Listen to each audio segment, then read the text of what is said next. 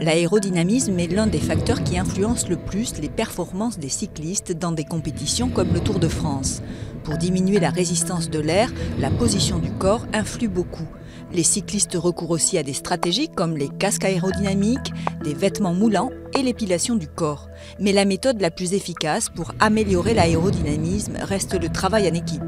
En se plaçant dans le sillage d'un coéquipier, on peut profiter de son abri du vent, diminuer la résistance aérodynamique et pédaler avec un moindre effort. C'est le phénomène d'aspiration.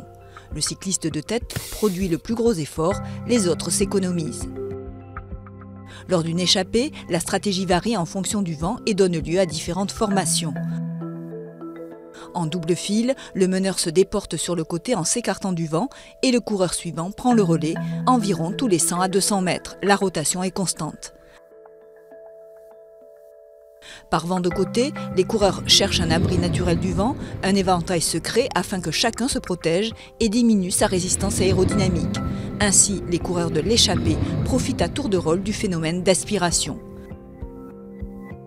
Dans un peloton, le roulement en tête de groupe est souvent plus long selon l'intensité, la fatigue, le niveau de chaque coureur. Le sprinter, au milieu du groupe, profite de l'aspiration.